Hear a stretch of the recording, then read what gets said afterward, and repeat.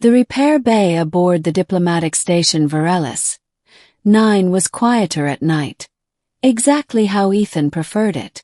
Tools hummed, coolant lines whispered, and the only footsteps were his. Human engineers usually worked daytime rotation, but Ethan had volunteered for night shift the moment he realized how chaotic the day cycles were.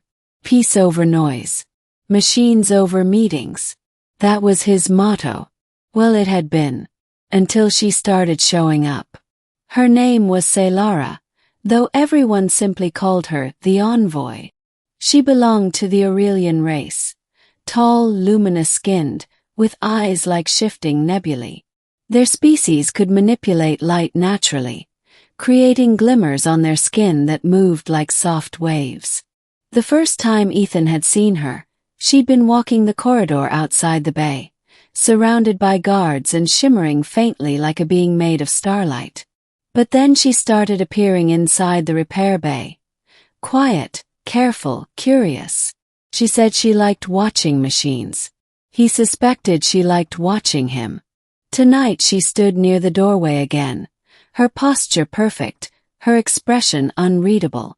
She always arrived silently without announcement, but somehow the air changed when she entered. Warmer, brighter, as if the lights themselves responded to her presence. Ethan didn't turn immediately. He kept working on the plasma relay panel spread open on his bench. "I can hear the shift in the ambient photons," she said softly. "That means you noticed me." He smirked. "Or maybe I just heard your footsteps." "I do not make footsteps." "Right. Then maybe you startled the air molecules." A shimmer ran along her cheekbones, a sign of amusement. "Your humor remains unusual, Ethan. And you keep showing up to listen to it," he replied. She said nothing for a moment. When he finally turned, he saw her watching him, not just casually, but intensely, the way a scientist might observe a rare cosmic event. "Are you here for another lesson?" he asked. Selara lifted the small device strapped across her wrist. "My communicator malfunctioned again. That's 3 times this week. I enjoy your repair methods. But not the repairs, him." He swallowed lightly and gestured for her to sit at the bench. As she extended her wrist toward him, the glowing tattoo-like circuits along her skin brightened. Her species grew brighter when feeling strong emotions, but Ethan had never learned to read the patterns. He simply hoped he wasn't misinterpreting anything.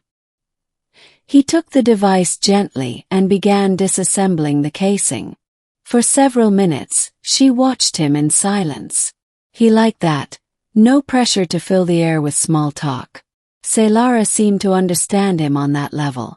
"Your hands are very steady," she murmured eventually. "Part of the job. Not all humans have such calm movements." He shrugged. "Guess I'm the boring kind." Her head tilted. "You are the opposite of boring." Before he could respond, a spark flared inside the communicator. Selara flinched. Ethan instinctively reached out and steadied her hand. "It's just a minor discharge. Nothing dangerous." But when he realized he was still holding her, he quickly let go. Her luminous markings flared brighter than he'd ever seen. He cleared his throat and focused on the wires. "There. Should be good now." She didn't take the device back. She simply watched him, eyes wide, glowing softly, until he felt his heart thudding hard in his chest. Her voice dropped to a whisper. "Humans have a word. I heard it yesterday in the corridor. Love. What does it feel like? Why do humans use it so casually?" "Great. Of all questions." He scrubbed the back of his neck. "It's complicated. Explain it." "I'm not good at definitions." "Then explain how you use it." He coughed lightly. "Sometimes it's just a friendly thing. Like, 'Thanks, love,' or 'Hey, love, pass me that tool.' Can mean affection. or comfort, or closeness, doesn't always mean romantic stuff. Lara absorbed every word. I see, she said. A word with many meanings. Exactly. He handed the device back. She held it but didn't look at it. Instead, she studied him with an expression he couldn't read. When she spoke next, her voice trembled faintly. Would you use it? In a sentence. For me. Oh. He fumbled. Why was he suddenly sweating? I wish to understand the human nuance, she continued softly.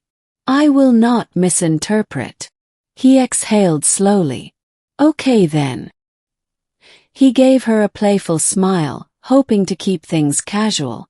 Good work, love, he said lightly. The words slipped out naturally, almost carelessly. And Lara froze.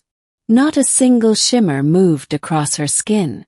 Her entire body went still, perfectly still, like a sculpture carved from starlight. Ethan blinked. Lara, you okay? Her voice came out barely audible. You called me that. Well, yeah. You asked me to. Don't tell me I said it wrong. No, she swallowed. You said it gently. He shrugged, trying to laugh it off. Relax. It's normal. In human culture, it's pretty harmless. But her expression didn't relax. Her glow deepened, spreading across her skin in slow, blooming waves. That word, she whispered, is forbidden among my people unless spoken during a vow bond. Ethan froze. A what? A sacred connection. An emotional commitment. Only two souls who choose each other may exchange it. She lowered her eyes. Saying it without meaning is considered a promise broken. His stomach dropped. Oh no. Lara, I didn't mean. I know, she said quickly. You explained already that humans use it casually. My reaction is my own failing. It's not a failing. To my species, it is. She looked away, her glow flickering. Yet hearing it from you, it resonated. As if something inside me shifted. The air between them thickened. He sat beside her slowly. I shouldn't have used it. I'm sorry. I asked you to. She inhaled softly. I did not understand the consequences. They sat in silence, the bright strips across her limbs dimming and glowing rhythmically, like a heartbeat outside the body. Finally she spoke again, voice steady but vulnerable. May I ask you something, Ethan? Anything. When you said it, even casually, did you feel anything? He hesitated. If he lied, he'd be insulting her culture. If he told the truth, he let out a slow breath. Yeah. A little. Her eyes widened softly. Because I like being around you, he continued. You're calm, honest, smart. You make the station feel less heavy, less lonely. Lara's hand trembled slightly. And when you touched my hand earlier, I wasn't thinking, he admitted. Just reacted. But, he paused. I didn't dislike it. Her glow pulsed stronger. Would you touch my hand again? She asked quietly. He looked into her shimmering gaze. Only if you're sure. She extended her hand toward him, palm up, breath shaky. He placed his hand over hers. Her entire body brightened, soft radiance warming the air around them. Her species didn't just glow for emotion. They emitted warmth, comfort, like standing near a gentle heat source in winter. She closed her eyes. This sensation. I have never shared it with anyone. Ethan's chest tightened. Say Lara. She opened her eyes and whispered. Say it again. He blinked. Say Lara. Not my name. A faint smile tugged her lips. The word. He swallowed hard. Was he allowed to? Should he? She was watching him with glowing, hopeful eyes. Eyes that looked like galaxies waiting to be chosen. He exhaled slowly. Love.